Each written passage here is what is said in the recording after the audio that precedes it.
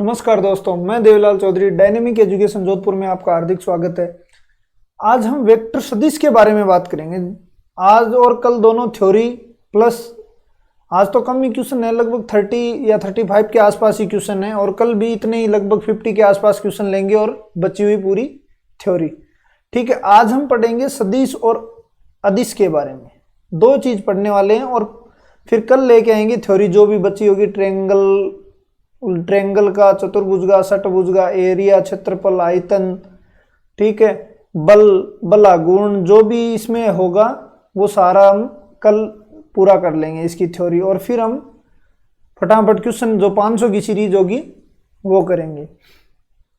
ठीक है, तो सदिश में देखो, सबसे पहले होती है कि सदिश कैसे पढ़ा नाम, मतलब एक तो अदिश है एक सदिश है, तो मतलब अदिश और सदिश में क्या डिफरेंस हुआ।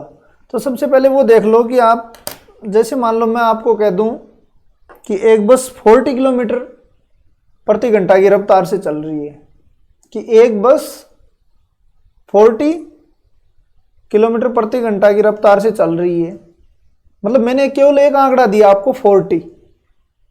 मैंने ये नहीं बताया कि ये इस साइड जा रही है, इस सिटी जा रही है, कहीं पे ये मेंशन नहीं किया, मतलब केवल मैंने परिमाण ही बताया है। इसका मतलब ये इसकी दिशा नहीं बताई, तो ये अदिश हो गया।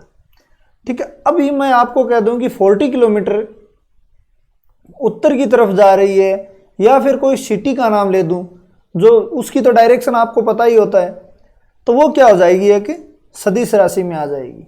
ठीक है, तो स्टार्ट करते हैं। सदिश और अदिश में क्या होता है। सदिश में तो दिशा साथ में होनी चाहिए, परिमाण प्लस दिशा सदिश, और अदिश जिसका केवल परिमाण ही ज्ञात हो, दिशा का कोई महत्व नहीं हो।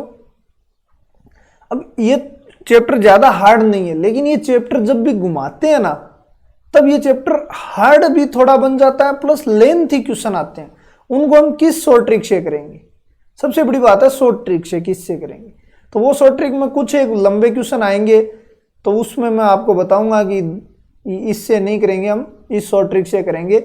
और शॉर्ट ट्रिक वैसे आपने कॉम्प्लेक्स में कितनी अच्छे से शॉर्ट ट्रिक देखी है, तो वही शॉर्ट ट्रिक यहाँ अपनाने वाले हैं। तो अब स्टार्ट करते हैं। और सदिश अदिश की आपको लगभग ये सबको आता भी है। अब देख लो, सबसे पहले हम अदिश की बात, दोनों की बात कर लें। तो अब कोई सरल रेखा ली है, मान लो ये इसकी डायरेक्शन दे दी, ठीक है, इसमें डायरेक्शन भी दे दी आपको और परिमाण भी दे दिया, मतलब दिशा और परिमाण दोनों दे दिया, तो ये क्या हो जाएगी, सदिश हो जाएगी। यदि केवल परिमाण है तो ये अदिश हो जाएगी। ठीक है, अब ये कह रहा लंबाई, लंबाई ये भी हो गई आपकी, जिसे हम मॉडुलस में कहते हैं ए एंड बी का।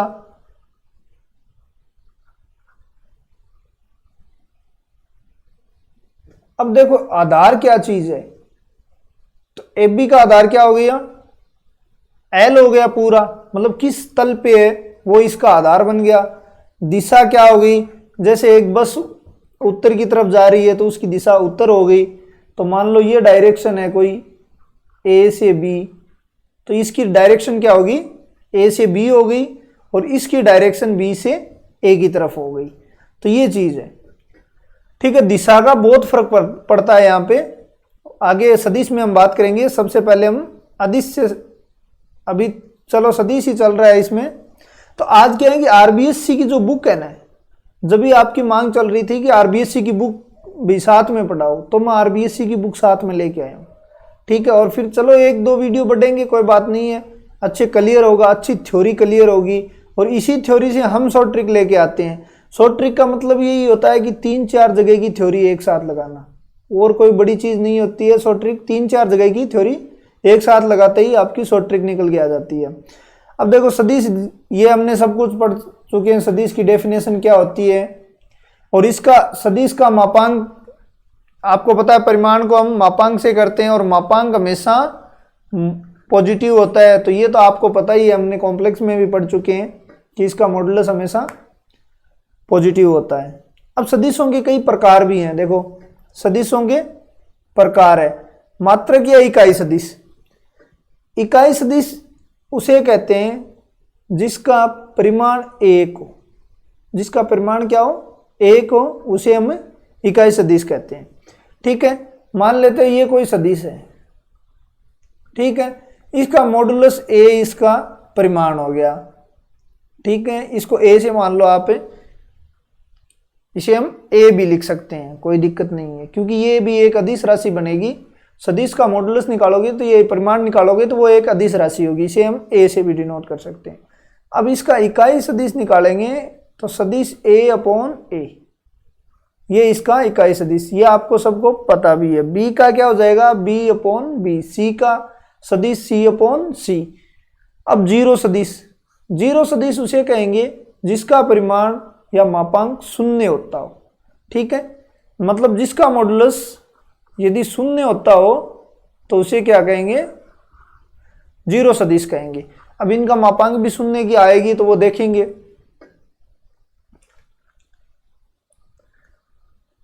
नेक्स्ट देखो समदिश सदिश, जब समदिश किसे कहते हैं, अब ये थ्योरी है, मैं बुक से ऐसे लिख के लेके आया हूं कि आपको मतलब डायरेक्ट ही कम टाइम में ज्यादा मैटर आपको प्रोवाइड हो उसके। अब समदिश किसे कहते हैं, वर्ड से ही आपको पता है जिसकी दिशा समान हो, ठीक है, मतलब दिशा डायरेक्शन सेम हो, एंगल जीरो। अब एंगल की बात यहाँ नहीं है, केवल दिशा की बात कर रहे हैं तो हम दिशा समान मान लो आप, ठीक है। समान और तुल्य, समान सदिश किसे कहते हैं, देखो समान में तीन कंडीशन पार, समान या तुल्य। पहली कंडीशन तो इसकी ये होगी कि इसका परिमाण समान होगा, ठीक है। दूसरी इसकी डायरेक्शन सेम होगी, ठीक है, और तीसरा इसका आधार सेम होगा। तीसरा इसका यदि एक्स वाई में है तो एक्स वाई में होगी, मतलब इसका आधार सेम होगा, ठीक है। तो इसे क्या कहेंगे, हम समान सदिश कहेंगे। अब ये डायग्राम है तो इसकी दिशा सेम होगी, ये ए बी है तो ए बी मान लो ये ए है, ये बी है, तो ये सी और ये डी, तो इनका क्या हो जाएगा, परिमाण है वो भी इक्वल होना चाहिए, ठीक है। आधार तो इसमें दिख ही रहा है सेम है। विपरीत सदिश, अब इसमें तो एंगल वैसे तो जीरो बनाते हैं, आगे एंगल की बात करेंगे तो थीटा इक्वल टू जीरो होता है। विपरीत में थीटा पाई हो जाता है, मतलब डायरेक्शन चेंज हो जाती है, जो भी उत्तर की तरफ जा रहा था वो किधर चला जाएगा, दक्षिण की तरफ। अब ऐसा मान लो इसको,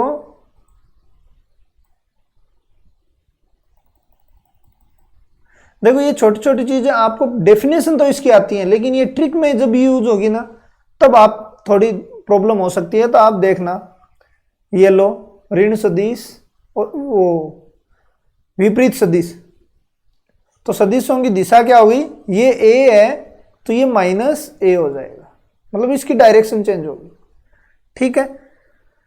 ऋण सदिश हो गया।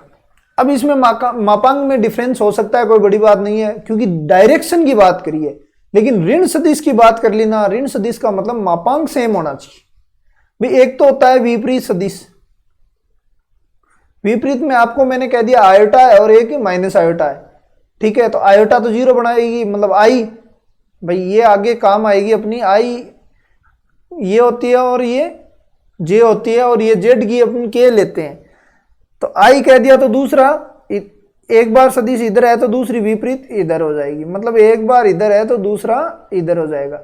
हालांकि आप ग्राफ में ही ऐसी चीज किया करो ताकि इजी हो जाए। तो माइनस का चिन्ह आ जाएगा, माइनस का चिन्ह आने के पीछे भी पाई है सबसे बड़ा, क्योंकि कोस पाई क्या होता है, -1 होता है, ठीक है, और कोस जीरो क्या होता है, वो सब कुछ आगे आने वाला है। अब देखो स्थिति सदिश, ठीक है।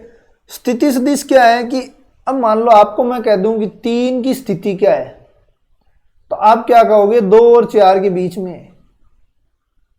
3 कहां पे है, 2 और 4 के बीच में इसकी स्थिति होगी। इसमें मान लो ए एंड बी कोई डायरेक्शन है, ये तो मान लो एक्स एक्स, ये ओ हो गया, ये ए एंड बी कोई डायरेक्शन है, ठीक है। इसका मान लो एक्स वाई 2 में ले रहा हूं मैं, और इसका एक्स वाई 1 मान लो, तो इसकी क्या हो जाएगी भाई, ए बी हो जाएगी, ठीक है, डायरेक्शन, क्योंकि इधर तीर है। लेकिन इसको लिखेंगे क्या, बड़े में से छोटा मतलब b माइनस ए और y माइनस y1 ये लिखेंगे। ठीक है, तो ये तो इजी क्वेश्चन आ गया। एग्जांपल है जो आपका कि उत्तर से, उत्तर ऊपर की तरफ होता है, अपने को पता ही है उत्तर क्या है, ऊपर की तरफ नॉर्थ होता है, इधर ईस्ट होता है। उत्तर से पूर्व की तरफ 40 किलोमीटर विस्थापन है, ये तो 30 हो गया उत्तर से, और ये परिमाण इसका क्या हो गया 40 हो गया। तो इसने दिशा भी दे दी और परिमाण भी दे दिया। अब देखो सदिशों का योग सबसे इंपॉर्टेंट। सदिशों का योग वैसे तो हम मोटे तौर पे दो चीजों में ही देखते हैं। ठीक है, एक तो त्रिभुज का नियम है और एक चतुर्भुज का नियम है। तो आप इन दोनों को अच्छी तरीके से समझोगे, बार बार ये चीज आगे काम आएगी। देखो ये चीज सबसे इंपॉर्टेंट चीज है, मतलब और तो मापांक मुपूंक आप A dot B, A cross B सब निकाल लोगे, कोई बड़ी चीज नहीं है, लेकिन ये चीज है ना, ये सबसे बड़ी चीज है। इसकी डायरेक्शन देखना आप। अब सबसे पहले तो मैं एक एग्जांपल से ले लेता हूं। ठीक है, इसमें हम परिमाण की बात नहीं करेंगे, केवल दिशा की बात करेंगे। ठीक है, तो दिशा से आप देखना। अब मैंने कह दिया कि इसकी डायरेक्शन आपके पास, ये डायरेक्शन क्या है, पहली बात तो दिशा से ही देख लेते हैं। चलो कोऑर्डिनेट तो बाद में लेंगे, दिशा से देखो ये क्या है, ईस्ट है और ये नॉर्थ है। तो आप इसको क्या कहोगे, नॉर्थ ईस्ट साइड, उत्तर पूर्व साइड। मतलब पहले उत्तर की तरफ जाओ, फिर पूर्व की तरफ जाओ। तो मान लो ऊपर की तरफ हम जा रहे हैं, मान लो ये ए मान लो इसको, फिर हम पूर्व की तरफ जा रहे हैं, बी मान लो। तो ये क्या हो जाएगी भाई, उत्तर पूर्व हो जाएगी। इसका मतलब ए प्लस बी दोनों का योग हो जाएगा, ये लो। ठीक है, बात समझ में आ गई होगी। डायरेक्शन देखना, डायरेक्शन से आपको समझ में आ गई। ये रहा, पहले मान लो अपने को यहां पे आना है, पहले हम इधर आए ए, फिर ऊपर की तरफ बी, तो अब ये हो जाएगा ए प्लस बी। अब आपको चित्र में लग रहा होगा ये 3 4 होके तो ये मतलब इक्वल नहीं होता, तो इक्वल तो नहीं होता, लेकिन अपने को डायरेक्शन इक्वल करनी है। तो त्रिभुज और चतुर्भुज यही चीज बताएगा आपको कि इसकी डायरेक्शन इक्वल करनी है। तो पहले हम इसको क्या कहेंगे, उत्तर पूर्व, ये ओ मान लो और ये पी मान लो। तो ये नॉर्थ ईस्ट हो गया आपका। पहले क्या चला, नॉर्थ की तरफ, फिर ईस्ट की तरफ, इसका मतलब नॉर्थ ईस्ट, यही तो कहते हैं दिशा में। अपनी जनरल लाइफ से जोड़ के देखो इसको। कई मैथ अपन कम ही पढ़ते हैं, जनरल लाइफ से ही या फिर थोड़ी बहुत मैथ यूज करके और ट्रिक से हम आंसर निकालते हैं। मेन चीज है आंसर निकालना और वो आपके समझ में आना, और वो भी इस थ्योरी के अकॉर्डिंग। ऐसा नहीं है कि कोई छोटा मोटा छोड़ना। तो देखो पहले हम क्या करते हैं, नॉर्थ ईस्ट जाना है, इसका मतलब पहले नॉर्थ जाओ और फिर ईस्ट की तरफ जाओ, तो आपका ए बी हो गया। ठीक है, इसी प्रकार ये मान लो ये तो बी होगा, चलो इसके समांतर है, और ये क्या हो जाएगा, ए हो जाएगा। ठीक है, तो अब दो चतुर्भुज भी आपके यही समझ में आ गया, ये चतुर्भुज बन गया आपका, समांतर चतुर्भुज है। तो देखो ए फिर ये बी चला, इसका मतलब बी और ए क्या हो गया, क्योंकि ये क्रम विनिमय में लागू होता है, तो ए प्लस बी आपके ये त्रिभुज का नियम है। अब ये चतुर्भुज का भी मैंने वैसे बता दिया है, ये ए और बी ले लो और ए प्लस बी आपका हो जाएगा। ये चीज बड़ी चीज है, आगे मैं यूज करूंगा। डायरेक्शन आपके चेंज नहीं होनी चाहिए, बस ये ध्यान रख लेना। अब एक एग्जाम्पल लेते हैं, क्योंकि एग्जाम्पल के बगैर पूरी क्लियर नहीं हो पाएगी। मान लेते हैं, हम ले लेते हैं 3i + 4j। एक बार अपनी यूज नहीं हुई, लेकिन आप सबको आता है, तो ये कोई बड़ी चीज है। मैं 3 इधर जा रहा हूं, ठीक है, 3 इधर जा रहा हूं और 4 इधर जा रहा हूं, ठीक है ना। तो ये डायरेक्शन इस पे पहुंच गया। तो ये देखना भाई, ये क्या होगी, ए क्या हो गया 3i, ठीक है। देखना अभी ये लंबाई कितनी होगी 4, तो ये क्या होगी 4j, ठीक है। बात समझ में आई होगी आपको। यदि बात समझ में आई होगी तो ये टोटल क्या हो जाएगा भाई a + b। तो इस तरीके से ये क्या बन जाएगा आपका देखो पूरा अच्छे से डायग्राम बनाते हैं। 3 + 4j इसी के अकॉर्डिंग हम लेके आते हैं।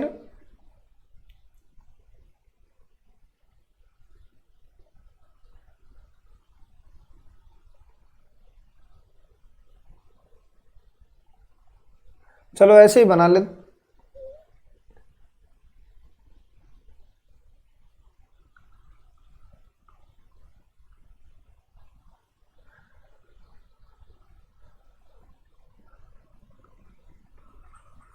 चलो देखो ऐसे ही देखो, मान लेते हैं ये है, ठीक है।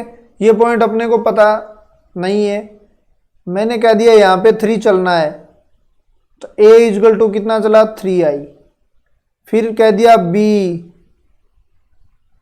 = 4j, तो ये पॉइंट क्या हो जाएगा भाई 3i + 4j। कोऑर्डिनेट नहीं निकालते हैं क्या, 3 और 4, ये इसी दिशा, यही डायरेक्शन काम करती है वहां पे, ठीक है। तो ये आपकी डायरेक्शन क्या हो गई ये, ठीक है ना। तो ये तरीके से आपको ये लाइन क्या हो गई +4j। तो देखो हम निकालते हैं ना 3, कोऑर्डिनेट क्या है 3, पहले मैं 3 चला फिर 4 चला, तो ये a + b यही तो है डायरेक्शन। तो आपको पूरा अच्छे से समझ में आ गया होगा। अब दो सदिशों का योग, तो ये तो चीज इजी है, दो सदिशों a + b का योग, लेकिन ये डायरेक्शन और देखो, देखो ये a है, ठीक है। अब इसी में बता दूं ताकि टाइम कम यूज हो। ये b है, तो ये क्या बन जाएगा a + b बन जाएगा, क्यों पहले इधर आए फिर इधर पॉइंट b पे पहुंच गए, तो ये a + b। फिर मान लो अपने को c पे आना है, तो या तो आपके पास यहां आओ a पे, फिर b पे आओ, फिर c पे आओ, या फिर आप यहां से आओ और यहां आओ। तो ये तो a + b और ये +c आना इसी पॉइंट पे है, तो ये क्या हो गया a + b + c। अब मान लो d पॉइंट पे आना आपको, ठीक है। तो d पॉइंट पे आओगे तो 3 रास्ते हैं आपके पास, एक तो a से आओ, फिर b जाओ मतलब a + b, फिर c आओ c, फिर d आओ और फिर d पे पहुंच जाओ, तो a + b + c + d बन गया। दूसरा रास्ता है o से सीधा b आओ, लेकिन ये आ गया ना a + b, फिर c आओ और फिर d आओ, या फिर o से c आओ जिसमें a + b + c है, या d होके यहाँ पे आओ। तो ये इसका योग नियम आपको पता ही है कि सदिशों का जब भी जोड़ते हैं तो ऐसे ही डायरेक्ट जोड़ेंगे। जो भी i का पार्ट i के साथ जुड़ेगा, j का पार्ट j के साथ जुड़ेगा, k का पार्ट k के साथ जुड़ेगा, जो आगे आएगा मैं बता दूंगा ना वही, ठीक है। अब देखो गुणधर्म है कुछ, हालांकि गुणधर्म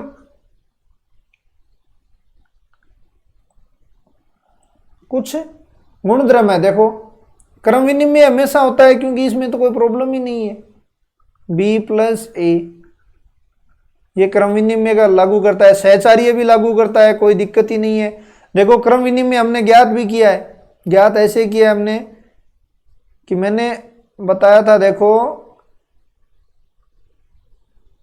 आज थोड़ा आराम से चलेंगे क्योंकि ये जो डायरेक्शन चीज है ना ये समझ में आनी बहुत जरूरी है, क्योंकि यदि ये समझ में नहीं आई ना, अब मान लो हम a की तरफ चले फिर हम b की तरफ चले, ठीक है, पहले a की तरफ और फिर b की तरफ, o से p की ओर जाना है। अपने पास दो रास्ते हैं, देखो a से b की तरफ, नहीं यहां पे मान लो b a और ये p, ठीक है। तो OA चले हम a की a सदिश की ओर और फिर b, इसका मतलब ये क्या कितना चल गए हम a + b। दूसरा रास्ता भी है अपने चतुर्भुज वाला नियम, तो ये तो देखो इसके समांतर है b होगा, ठीक है, तो दोनों b होगा। फिर ये a के समांतर है इक्वल है, तो ये भी a होगा, ठीक है। इसका मतलब अब की बार आप क्या चले हो b, यहां पे b + a कर लो, नीचे वाला a + b कर लो, ताकि ऊपर का ऊपर समझ में आ जाएगा नीचे का नीचे। तो अब क्या चले हो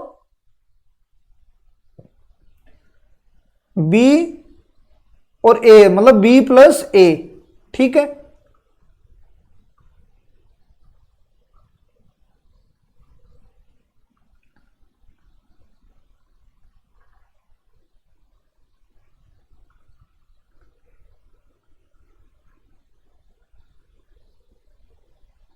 तो ये तो a minus B, a plus B हो गया, क्योंकि a से b और ये b से a हो गया। ठीक है, अब देखो ये सहचार्य नियम भी आपका लागू हो जाएगा, क्योंकि a b c 3 लेना पड़ेगा अब की बार। तो पीछे हमने पढ़ा है चतुर्भुज, वो पंचभुज था क्या उसमें। अब देखो तत्समक, योग के लिए तत्समक हमेशा आपको पता है, और ये तो ग्रेजुएशन में भरा पड़ा है, तत्समक 0 होता है। तो a plus 0 is equal to a, और प्रतिलोम क्या होगा माइनस a, प्रतिलोम क्या हो जाएगा माइनस a। ये तो छोटी छोटी चीजें हैं, आपको पता है, इसमें कोई दिक्कत नहीं आएगी आपके, क्योंकि प्रतिलोम होता क्या है, प्रतिलोम माइनस ही हमेशा नहीं होता। प्रतिलोम का मतलब है तत्समक प्राप्त होना चाहिए भाई, उससे ही आपको तत्समक प्राप्त होना चाहिए। अब a से 0 कब प्राप्त होगा, माइनस a करोगे तभी होगा। अब ये मत समझ लेना कि हमेशा योग में ही होगा, क्योंकि ग्रेजुएशन में यहां फंस जाओगे, फिर ग्रेजुएशन में कई अलग अलग चीज आएंगी। तो लेकिन ये समझना आप कि उसी से तत्समक प्राप्त होता है, तो उसे प्रतिलोम कहते हैं। ठीक है, अब घटाना है, मतलब सदिशों को a माइनस बी निकालना है। अब सोचो हम पहले तो a चले, फिर हम b चले, ठीक है, फिर हम b चले, तो ये क्या हो गया a माइनस बी हो गया। ठीक है, अब भाई इधर चल जाओ आप, डायरेक्शन उल्टी हो गई भाई, ये b है तो ये माइनस का b होगा, ये माइनस का b हो गया, तो ये a माइनस बी होगा आपका। डायरेक्शन देखना फिर से, a माइनस बी हो गया। आगे ये डायरेक्शन दोनों इक्वल आएंगी और काम आएंगी आगे। जब भी हम एसआर से नहीं करेंगे तो उसमें मैं साथ सीधा चलूंगा, तो इतना आराम से चल रहा हूं, तो अब देख लेना, ये यदि b है तो ये क्या होगा माइनस बी होगा, और ये यदि b है तो ऊपर वाला माइनस बी होगा, मतलब उल्टी डायरेक्शन होगी, ये ध्यान रख लेना। अब इससे आप कर भी सकते हो, ये तो मान लो 3 and 4 लेते हैं, तो आप क्या चलोगे 3i चलोगे पहले, और फिर 4j, आगे i j आने वाले हैं, टेंशन मत लें। तो ये क्या हो जाएगा 3i माइनस 4j हो गया। लेकिन ये फिर क्या हो जाएगा -4, 3 and -4, तो ये क्या हो जाएगा भाई 3i माइनस 4j। तो ये चीज आपको समझना पड़ेगा, ठीक है ना। तो a माइनस बी आपका आंसर आ गया। अब है कि किसी सदिश को अदिश से मल्टीप्लाई करना, अदिश का मतलब अपना कोई कांस्टेंट से मल्टीप्लाई करना, लेकिन कांस्टेंट से मल्टीप्लाई करना 3 तरीके से होता है। देखो, एक तो कांस्टेंट से 1 से मल्टीप्लाई कर रहे हो तो कोई फर्क नहीं पड़ेगा, 1 से मल्टीप्लाई कर रहे हो तो कोई फर्क नहीं पड़ेगा, वही रह जाएगा a का a। मान लो ये है a, तो ये 1a हो जाएगा, कोई दिक्कत नहीं होगी इसमें, ठीक है। दूसरी बात, आप यहां तो 1, यहां मान लो लेमडा लिया क्या इसने लेमडा इजगल टू 1 ले लिया, हमने 1/2 लिया लेमडा इजगल टू, तो ये आपका a था, तो ये क्या बन जाएगा भाई 1/2a। एक डायरेक्शन और है, लेमडा इजगल टू क्या लो -1, ठीक है। तो ये a था, तो ये इधर मूव हो जाएगा इसका, तो ये a था, तो ये -a आपका हो जाएगा। अब 2a 3a वो आप कर लेना, हम आगे यूज भी करेंगे, तो आप देख लेना, ये चीज कोई बड़ी चीज नहीं है। नेक्स्ट, अब देखो सदिशों के घटक हैं। अब सदिशों के वैसे हमने 3D में, हम कर रहे हैं 2D में पढ़ा रहा हूं मैं, तो आपको समझ में आया होगा कोई, ठीक है। ऐसा कोई तल ले लो आप, मान लो ये है, तो देखो यहां पे चेक करो आप, तो ये कॉर्नर आपको दिख नहीं रहा होगा शायद, तो ये तो इधर तो x, इधर y, और ऊपर की तरफ क्या हो जाएगा z हो जाएगा। ये चेक करो आप, ये देखो, तो ये 3D में आ जाएगा। तो मैं इसको 3D बनाता हूं। अब देखो,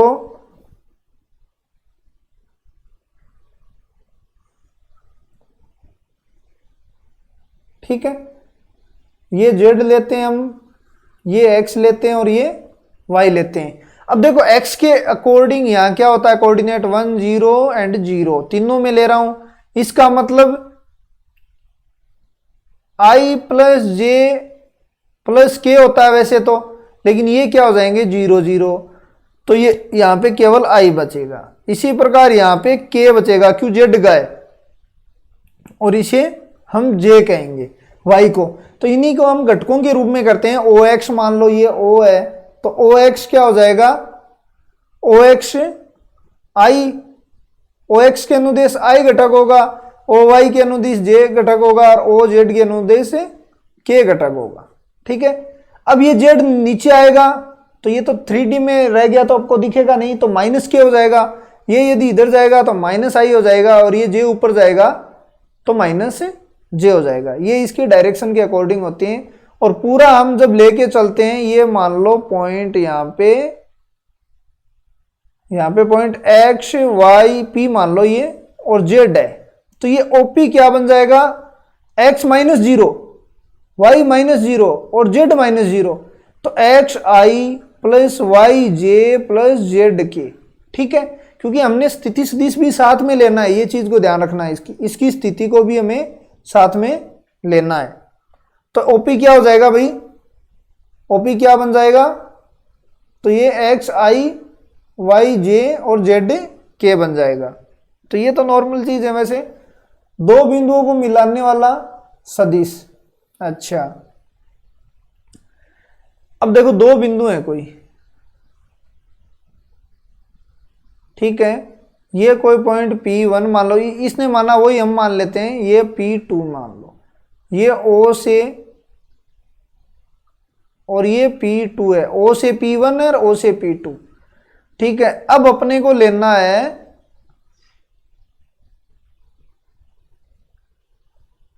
ठीक है P1 P2 को मिलाने वाला सदिश।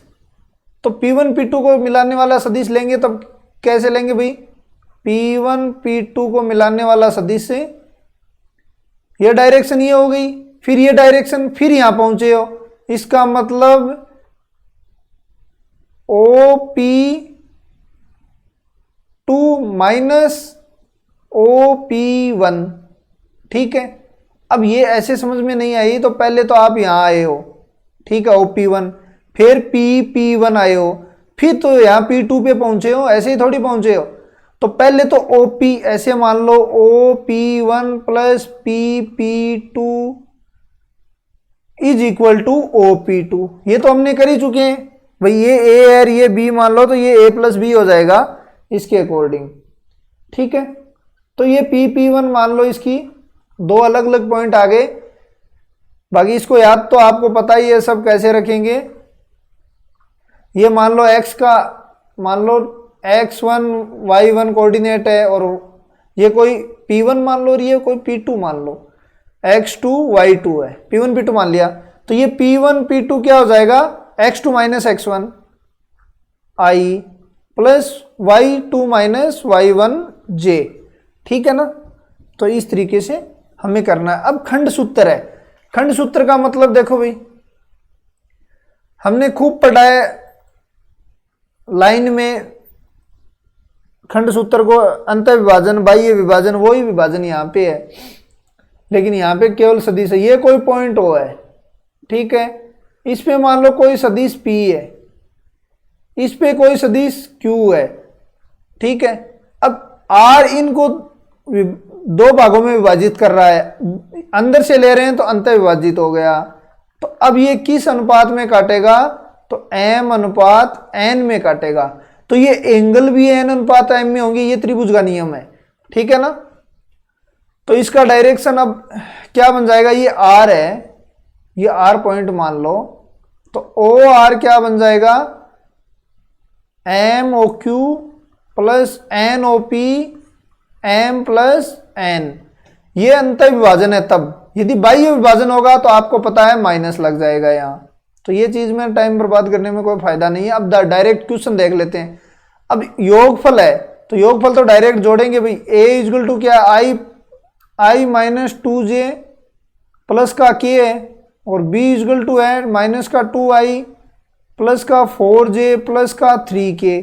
C इक्वल टू क्या है, I प्लस का 6J माइनस का 7K। तो इनका I का I के साथ जोड़ो, 0 रह गया, 0I। ठीक है, फिर माइनस का 8 और प्लस का 4, माइनस का 4J और ये माइनस का 3K। ये बन गया आपका A plus B plus C। देखो नेक्स्ट क्या कह रहा है, समान सदिश हैं। देखो समान सदिश हैं तो पूरी तरह उसका आधार भी इक्वल होगा। इसका मतलब आई का आई के बराबर कर दो, x इजगल टू 2, तो x इजगल टू क्या होगा 2, y का नहीं j का j के बराबर कर दो क्योंकि स्थिति, तो y का क्या हो जाएगा 2, ठीक है 2 2 हो जाएगा। अच्छा z और पूछ रखा है यहाँ, तो z का किसके बराबर कर दो, k के, k का k के बराबर कर दो, तो z इजगल टू क्या हो जाएगा आपका 1 हो जाएगा। तो ये चीज तो आसान है, कोई बड़ी चीज नहीं है। अब देखो ये क्या कह रहा है, a इजगल टू ये दे दिया, b इजगल टू ये दे दिया, तब मॉडुलस यदि बराबर है, लेकिन क्या डायरेक्शन पॉइंट बराबर है नहीं है, ये चीज देखनी है। तो इसके पॉइंट तो क्या बन रहे हैं भाई, मॉडुलस भले ही बराबर हो, पॉइंट भी बराबर होना चाहिए, वो ही होगा समान सदिश। ये 1 2 है और ये 2 1 है, क्या इक्वल है, कतई नहीं है, डायरेक्शन ही एक नहीं है इसकी तो डायरेक्शन ही चेंज है भाई। 1 2 तो कहां पे होगा, देखो ये मान लो 1 है और ये 2 है, और 2 1 होगा यहाँ पे, क्या ये समान सदिश हैं, कतई नहीं हो सकते, क्योंकि इनकी घटक की इसकी डायरेक्शन ही सेम नहीं है। तो इस तरीके से हम केवल परिमाण को देख के हम ये नहीं बता सकते कि ये समान सदिश है या असमान सदिश है।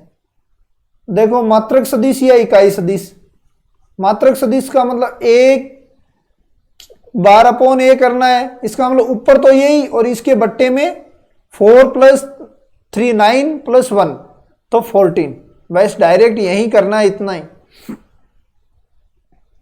अब ये क्या कह रहा है, ai - 2j के अनुदिश एक ऐसा सदिश ज्ञात कीजिए जिसका परिमाण, एक ऐसा सदिश ज्ञात कीजिए जिसका परिमाण 7 इकाई का हो। तो पहले तो इसका इकाई सदिश देखो, ये तो सवाल मस्त है, पूछ भी सकते हैं ऐसे।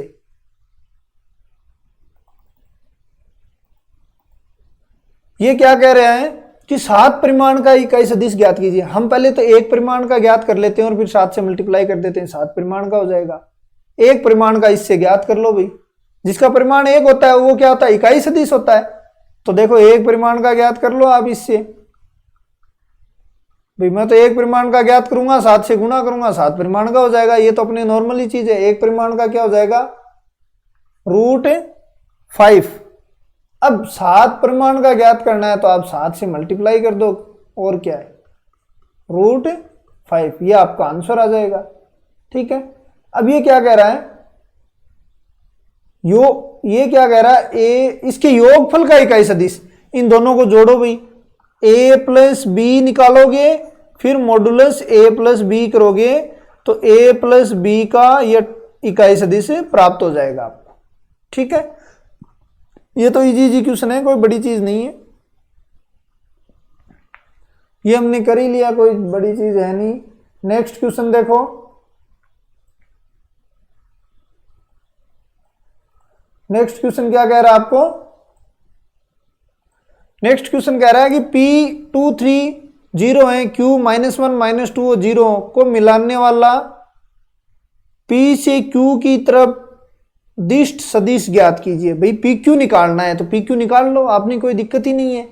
P अपन 2 3 0 दिया है और Q इजगल टू -1 -2 -4, ये 3D में बहुत काम आने वाली है, ये चीज देखना यार।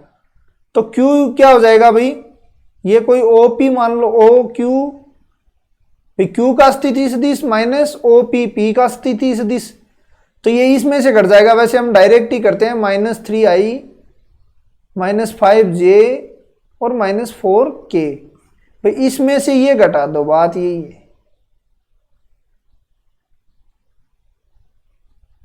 तो यहां माइनस है ही, कोई दिक्कत ही नहीं है। अब ये अनुपात में ज्ञात करना है तो ये ज्ञात कर लेना, m/n लेके। अब देखो इसके क्वेश्चन करते हैं कुछ, एक क्वेश्चन और था बड़ा क्वेश्चन, वो पीछे रह गया क्या, जिसमें एक ट्रिक यूज करनी थी, चलो आगे आ जाएगा। देखो समान पर ये विभिन्न सदिश लिखिए, ये तो लिख लेना आप। अब देखो x y के मान ज्ञात निकालने हैं, तो x का मान इसके इक्वल और y का मान इसके इक्वल, तो x का तो 2 हो जाएगा, y का 3 हो जाएगा, कोई दिक्कत नहीं आएगी। प्रारंभिक बिंदु क्या है, 2 1 है, अंतिम बिंदु 5 है, तो इसका अदिश और सदिश घटक ज्ञात कर लीजिए, कोई दिक्कत नहीं है। इसका योगफल भी जोड़ लेना, a प्लस बी प्लस सी। मात्रक सदिश क्या हो जाएगा, डायरेक्ट लिखो 6 इसके अपॉन सी रूट 6। अब ये क्या कह रहा है, पी क्यू, देखो नेक्स्ट पी क्यू का, अब पी क्यू निकालो पहले तो, मतलब इसमें से ये घटा दो और फिर इकाई सदिश, तो 3i plus 3j plus 3k। अब इकाई सदिश क्या हो जाएगा, 3 रूट 3, ये लो 3 से 3 कट जाएगा, i प्लस जे प्लस के अपॉन रूट 3, ये आ गया। तो a प्लस बी करके इसका मात्रक सदिश निकालना कोई बड़ी चीज नहीं है।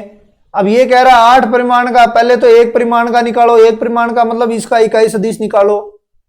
तो इकाई सदिश देखो भाई 5i माइनस जे प्लस का 2k अपॉन 25, 26 और 4 30, ये लो। अब इसको 8 से मल्टीप्लाई कर दो, इसमें कोई बड़ी बात है नहीं। तो ऐसे क्वेश्चन है ये। इसका मध्य बिंदु ज्ञात कीजिए, तो मध्य बिंदु तो आप निकाल सकते हो, क्या हो जाएगा भाई, इनको 3 2 एंड इधर 4 है, इधर -2 पे है ये, तो इसका मध्य बिंदु आप निकाल लेना। और वैसे भी m अनुपात n को 1:1 कर लेना तो भी निकल जाएगा, मतलब ये तो इजी है। आप जो RBSC का बैम था ना वो भी निकल जाएगा, इसीलिए मैं लेके आया था, थोड़ा मुझे लिखना भी कम पड़े, तो दोनों ही काम हो जाएगा। अब देखो दो सदिशों का गुणनफल, तो अब गुणनफल भी दो, योग भी दो तरीके से होता है, एक तो त्रिभुज नियम होता है और एक चतुर्भुज नियम होता है, ठीक है। और गुणनफल भी दो होता है, एक तो डॉट प्रोडक्ट है और क्रॉस प्रोडक्ट है, जो अपने सिलेबस में सबसे पहले मेंशन किया हुआ है कि डॉट प्रोडक्ट और क्रॉस प्रोडक्ट, ठीक है। अब देखते हैं, दो सदिश ले लेते हैं ए एंड बी, ठीक है। तो इसका डॉट प्रोडक्ट हम डायरेक्ट करेंगे अब भाई, ए बी कोस थीटा, ठीक है, ए बी कोस थीटा होगा, तो ये आपका ए बी कोस थीटा। अब इसका इकाई सदिश निकालोगे तो इसका परिमाण क्या हो जाएगा, ये तो 1:1 हो जाएगा क्योंकि ये इकाई होता है, और कोस थीटा आपका आगे बच जाएगा, तो ये ए और B cap equal to cos theta हो गया, ठीक है। अब इसका प्रक्षेप भी निकालना है, लेकिन थोड़ा और बता देता हूं मैं कि A dot B equal to A B cos theta है। अब सोचो थीटा इक्वल टू π/2 है, मतलब ए एंड बी क्या है, एक दूसरे के लंबवत हैं, ए इक्वल टू बी एक दूसरे के लंबवत हैं, तो A dot B equal to क्या हो जाएगा 0, क्योंकि कोस π/2 क्या हो जाता है 0 हो जाता है, ठीक है। ये ध्यान रखना, ये मोस्ट इंपॉर्टेंट क्वेश्चन है और ये यहां से पूछ लेते हैं। यदि थीटा इक्वल टू 0 हो गया तो ये क्या हो जाएगा, A dot B equal to A B, ठीक है। यदि थीटा इक्वल टू पाई हो गया तो A dot B equal to minus A B. तो ये तीनों चीजें ध्यान रखना भाई, आगे काम आएगी, शॉर्ट ट्रिकों में भी काम आएगी। अब देखो प्रक्षेप और है कुछ, तो उसका और देख लेते हैं हम थोड़ा, उसमें मैं डायग्राम, इसी डायग्राम से मैं समझा देता हूं आपको।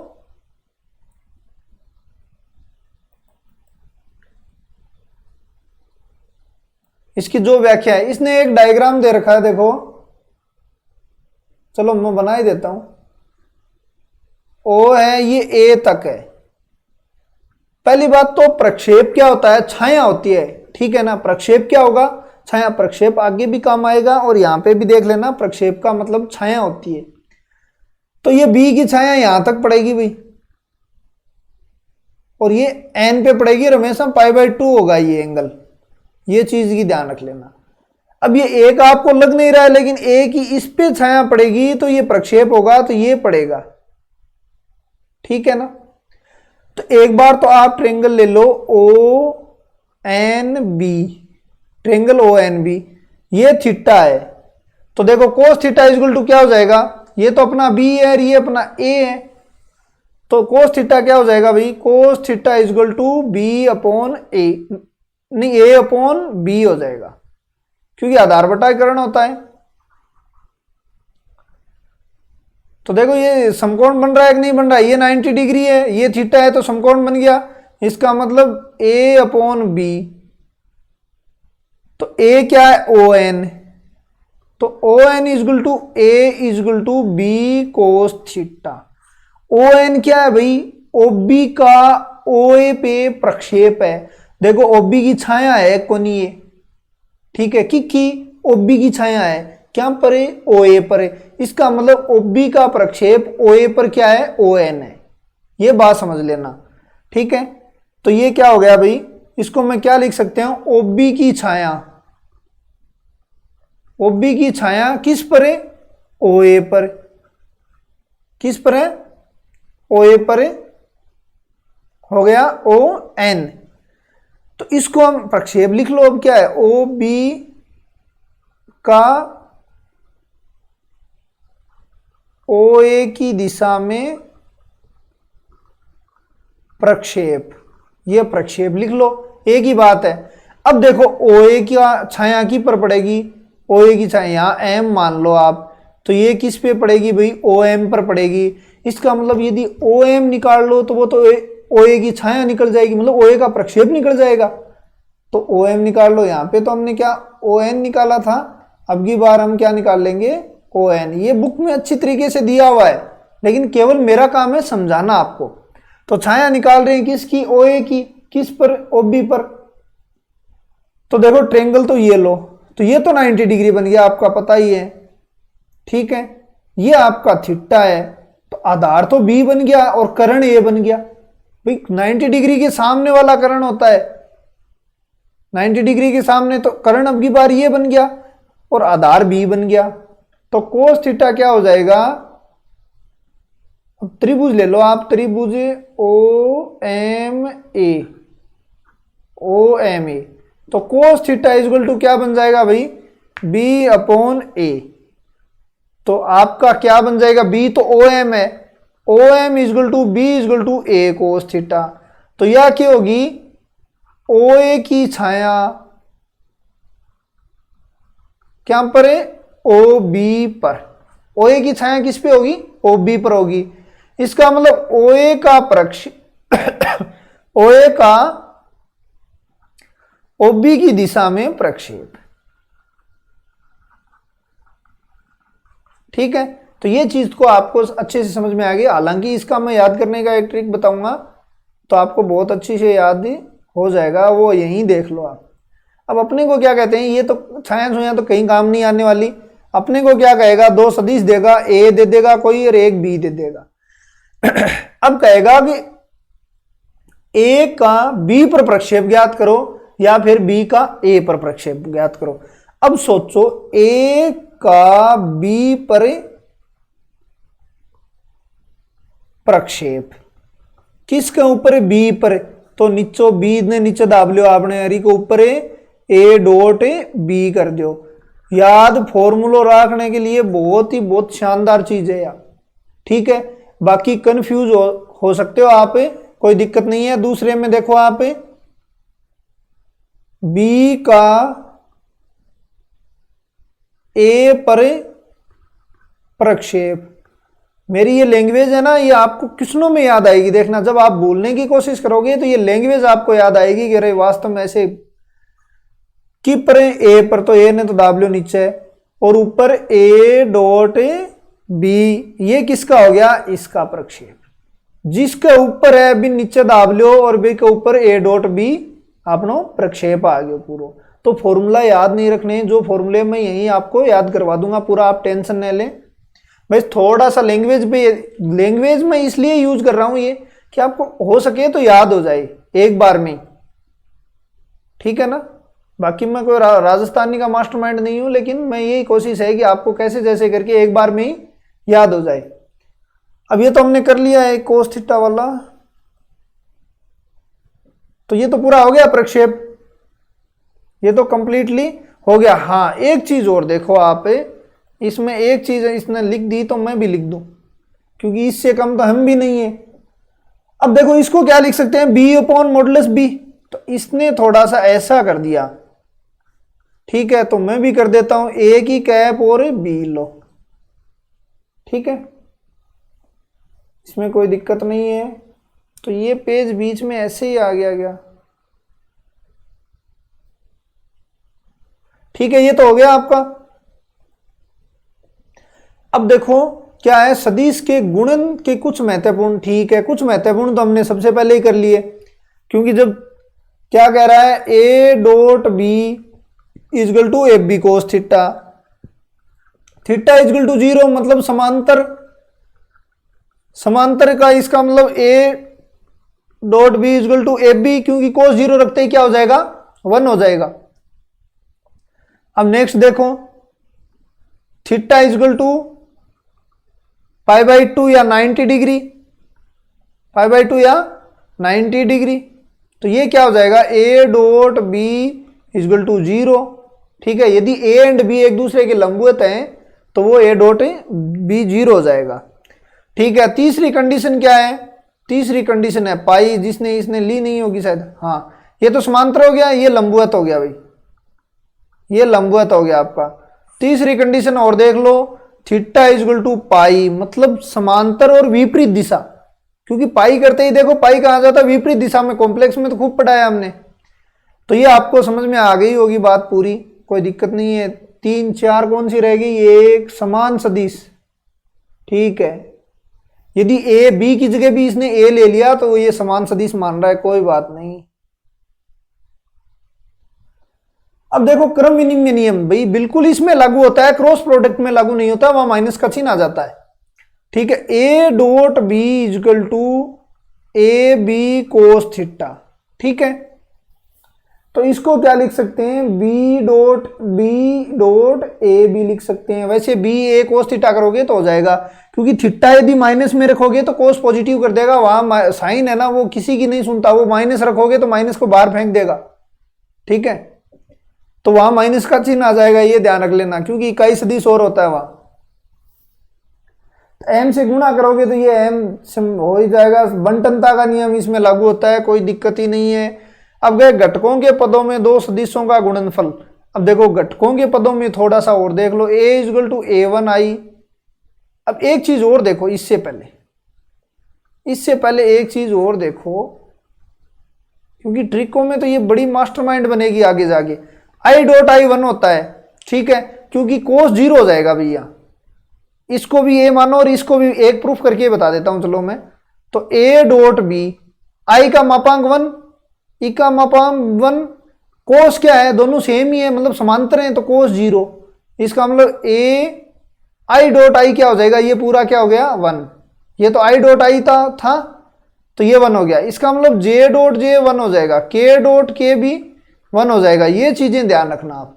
अब लंबवत आई के जे लंबवत होगा तो कोस π/2 होगा, कोस π/2 होते ही 0 मार देगा, ठीक है। आई जे लंबवत है, आई के लंबवत है और जे के लंबवत है, जब भी लंबवत होंगी 0 हो जाएंगी यहाँ पे, क्योंकि यहाँ कोस यूज हो रहा है। तो अब देख लो थोड़ा सा ये इसका लिखा हुआ, ये कह रहा है कि ये चीज आपको इंपॉर्टेंट है और मैं शॉर्ट ट्रिक में सबसे पहले इसी का इशारा लूंगा मैं। तो I dot I J dot J, इसमें तो क्या होता है 1 होता है, और सदिश गुणन में क्या होता है 0 होता है, आई डॉट आई, क्योंकि वहां समांतर कर दिया ना तो कोसाइन 0 होगा, साइन 0 अपने आप को 0 कर देगा वहां ले जाके। तो देखो a is equal to A1 i plus B नहीं A2 जे प्लस A3 के, ठीक है। और b इजगल टू, इसमें ट्रिक देखनी है आपको, कुछ भी नहीं देखना आज, B1 होगा यहाँ क्या हो जाएगा। और आराम से चलेंगे दो वीडियो में जितना आपको देखना है वो देख लेना, बाकी तो फिर कॉम्प्लेक्स वाली कहानी बनेगी लास्ट वाले वीडियो से। B3 के हो गया, ठीक है।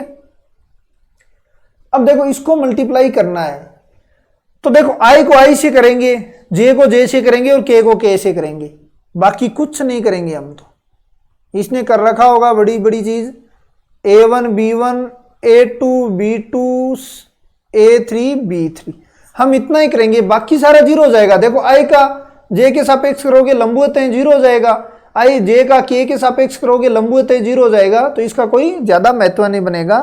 यदि a डॉट a कर दिया आपने तो मतलब i का i के सापेक्ष, j का j के सापेक्ष a square plus b square plus,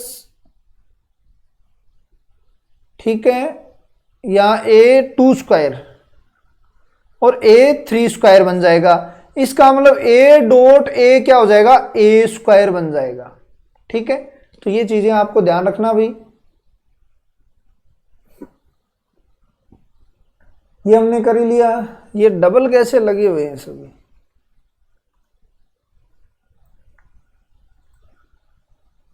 अब देखो थीटा निकालना अपने को। ठीक है, थीटा क्या होता है भाई, कोस थीटा निकालना है अपने को। तो अपने को पता है ए डॉट बी क्या होता है, ए बी कोस थीटा। तो कोस थीटा इजगल टू क्या होगा भाई, A dot B upon A B. ये लो कोस थीटा आपका आ जाएगा। अब इसको a1 और b1 लिख लेना, ये आपको सबको आता है, कोई दिक्कत वाली बात है नहीं। अब देखो एक तो लंबवत और एक अनुदिश घटक, सबसे इंपॉर्टेंट टॉपिक है। एक तो अनुदिश घटक है और एक लंबवत घटक है, वही प्रक्षेप वाली यहां पे यूज करेंगे हम। तो देखो OM ले लिया इसने, तो OM इक्वल टू क्या लिख दिया इसने भाई, OM का सदिश लिया है तो A dot B cos theta लिख दिया। तो OM, अच्छा देखो पूरी विस्तार से देखो इसको, मैं डायग्राम बना देता हूं इसका, तभी आपके बहुत आराम से समझ में आ जाएगा। ये देखो M है और ये A सदिश है, ये B सदिश, ठीक है, ये थीटा है, ये M है। तो अब देखो आपको क्या चाहिए, किसी सदिश B के सदिश A के अनुदिश, A का अनुदिश और A का लंबवत। अब देखो A तो यो है, ठीक, O है और O आप इसमें क्या दिया हुआ है, B, हम भी B मान लेते हैं और ये A मान लेते हैं। ठीक है, अब देखो A का अनुदिश तो इन नहीं होगा, इस साइड ही होगा। तो इसका मतलब OM क्या होगा, A के अनुदिश घटक।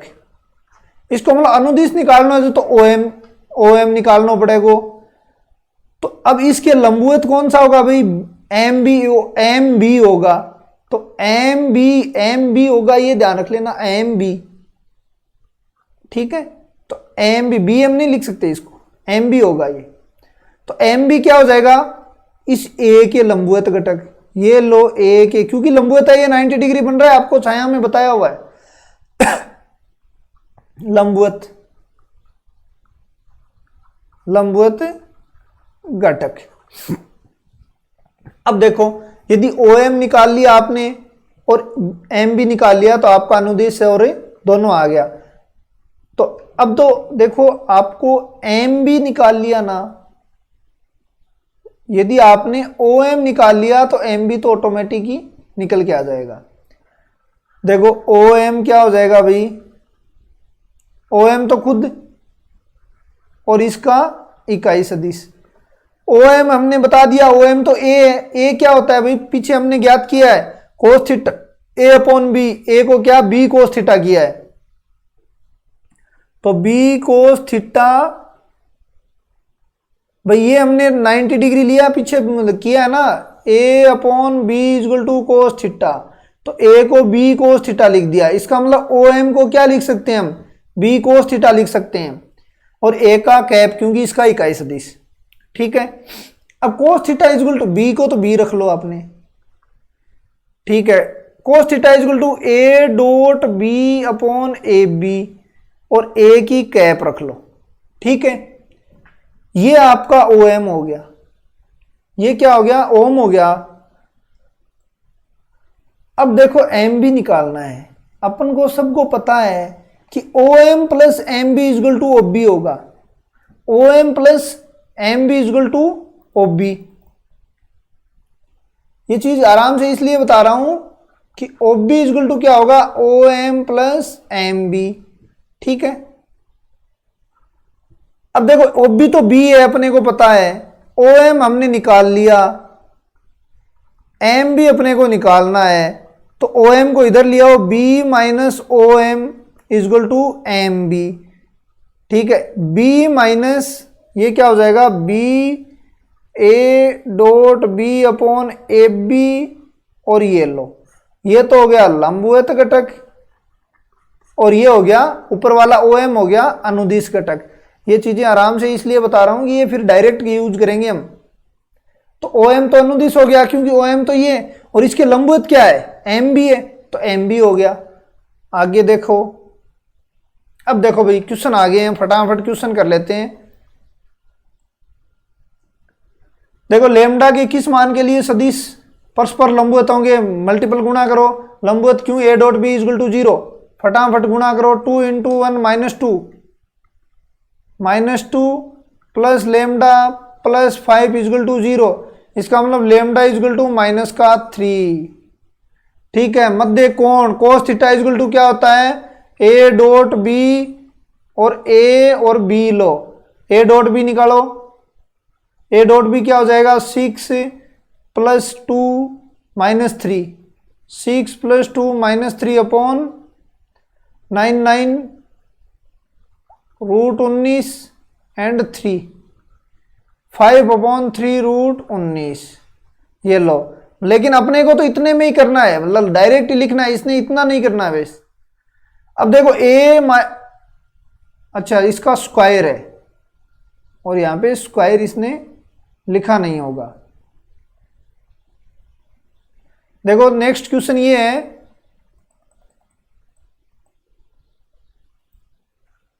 नेक्स्ट क्वेश्चन आगे तो नहीं है कहीं, नहीं आगे नहीं है। देखो ये क्वेश्चन आपका ये है, a + b का स्क्वायर करोगे तो कैसे करोगे भाई, पूरा करके बता रहा हूं एक बार, +2a dot B plus B square. अब देखो इसका तो a स्क्वायर होता है क्योंकि a डॉट a करोगे तो a स्क्वायर बनेगा, 2a डॉट b प्लस ये b स्क्वायर बनेगा। ठीक है, a + b a - b a square - b square कर लेना। मोस्ट इंपॉर्टेंट क्वेश्चन है ये, क्वेश्चन साथ में कैसे आया, अकेला कैसे नहीं आया, ये रहा, हाँ ये रहा। देखो पहले इसी क्वेश्चन को कर लेते हैं, मोस्ट इंपॉर्टेंट क्वेश्चन है। क्वेश्चन आपको दिख गया होगा शायद, कि यदि दो इकाई सदिश ए कैप, इकाई सदिश अपने पास है ए कैप बी कैप के मध्य का कोण थीटा है, तो सिद्ध कीजिए। इकाई सदिश है, ध्यान रख लेना, एक एक चीज को समझ के चलेंगे हम। सबसे पहले इसकी गुद्दी पकड़ो, बाहर ले चलते हैं, ए की कैप माइनस बी की कैप। ठीक है, मॉडुलस है तो मॉडुलस करके स्क्वायर कर दो आप। तो देखो ए की कैप, अब हालांकि इसको मैं 1 कर सकता हूं, लेकिन चलो एक बार तो मैं करूंगा। ठीक है, प्लस बी की कैप का स्क्वायर -2 ए की कैप बी की कैप कोस थीटा। ठीक है, अब ये तो आपके पास आ गया ए की कैप माइनस बी की कैप का स्क्वायर, ये 1 हो गया भाई, क्योंकि इकाई सदिश का मोड क्या होता है, 1 होता है। इकाई सदिश का मतलब क्या होता है, मापांक 1, 1 का स्क्वायर 1, फिर 1, तो इसको 2 ही कर लो, डायरेक्ट क्या कर लो, इसको 2 ही कर लो आप। तो ये तो 2 हो जाएगा, माइनस का 2, देखो ये 1 और 1 ही रहेगा क्योंकि इकाई सदिश का मापांक है कोस थीटा। ठीक है ना। अब देखो भाई ए की कैप माइनस बी की कैप का स्क्वायर, 2 तो कॉमन ले लो, और 1 माइनस कोस थीटा, इसको कर दो 2 साइन स्क्वायर थीटा बाई 2। ठीक है, अब भाई कैप निकाल लो, स्क्वायर हटा दो, स्क्वायर हटाओगे तो इतना तो आपको नॉलेज ही है, तो ये तो 2 हो जाएगा, और ये साइन स्क्वायर थीटा बाई 2 को यहाँ पे ले आओ। ठीक है ना, साइन आपका हट गया क्योंकि साइन थीटा बाई 2 ये आपकी आ गई। लेकिन अब एक क्वेश्चन और क्रिएट हो गया, एक इसलिए क्रिएट हो गया कि कोस थीटा बाई 2 क्या होगा, 1/2 ए की कैप प्लस बी की कैप। ये चीज को रट लेना, क्वेश्चन में डायरेक्ट पूछेगा, माइनस में साइन लिखोगे क्योंकि यहाँ साइन आया तो साइन का बन गया, आपकी बार यहाँ प्लस आएगा तो 1 plus cos theta, cos square theta by 2 करोगे तो cos theta by 2 is equal to 1/2 A की कैप प्लस बी की कैप हो गई। अब देखते हैं ये क्वेश्चन देखो इतना बड़ा मेरे से तो होगा नहीं। ठीक है, मैं कोई जुगाड़ देखता हूं इसका। और वो जुगाड़ी आप सीख लो। देखो ए बी समान परिमाण के परस्पर लंब सदिश हैं, ठीक है भाई, ए बी समान परिमाण के हैं और एक दूसरे के लंब है, सही बात है। सदिश ए प्लस बी प्लस सी, ठीक है, इसका प्लस सदिश ए बी सी के साथ परस्पर बराबर कोण बनाते हैं, ठीक है। देख लेते हैं क्या बनाते हैं क्या नहीं बनाते हैं। अब देखो शॉर्ट ट्रिक, ए को आई मान लो और बी को भाई जे मान लो और सी को क्या मान लो, देखो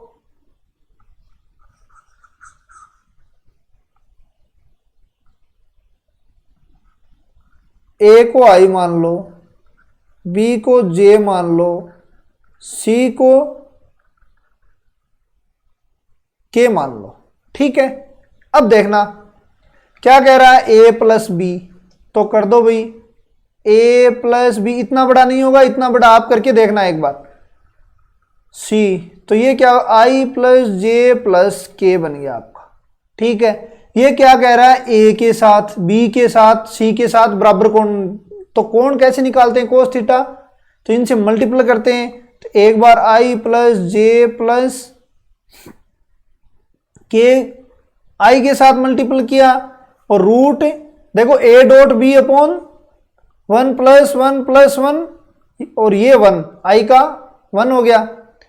इसी प्रकार आई प्लस जे प्लस के इजगल टू जे निकालो, तो ये भी रूट 1 प्लस 1 प्लस 1 डॉट 1, तो ये क्या हो जाएगा भाई, आई डॉट आई तो 1 हो जाएगा, नीचे रूट 3, ये भी 1 रूट 3 इक्वल कोण बना रहे हैं। वैसे इतना करने की आवश्यकता नहीं थी मेरे को, डायरेक्ट ही ऑप्शन से ये सेट कर देते हैं, लेकिन आपको ट्रिक समझ में आई होगी।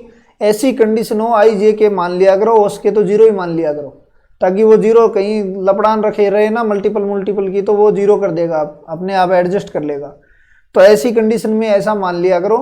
हालांकि इसकी हर कंडीशन फॉलो करनी चाहिए। ये इसने कहा समान परिणाम के हैं, तो तीनों देखो एक एक परिमाण के हैं, ठीक है। फिर कह रहा है लंब, तो तीनों लंब हैं, तो ये कंडीशन तो इनको फॉलो करनी चाहिए आपको, बाद में आप कुछ ही मान लो। अब देखो ये कह रहा है ए बी सी 3 4 5 परिमाण है, अब इनका परिमाण तो वैसे ही एक है, तो 3 परिमाण का निकालोगे तो 3i हो जाएगा, 4 परिमाण का निकालोगे तो 4j और 5k। क्या कह रहा है, इनका योग, अब इनका योग कर लो, 3i plus 4j plus 5k, a b c का परिमाण ज्ञात कीजिए। परिमाण क्या हो जाएगा भाई, इसका परिमाण लो 9 प्लस 16 प्लस 25 5 रूट 2, इतना आसान तो कहीं बनेगा ही नहीं, ठीक है।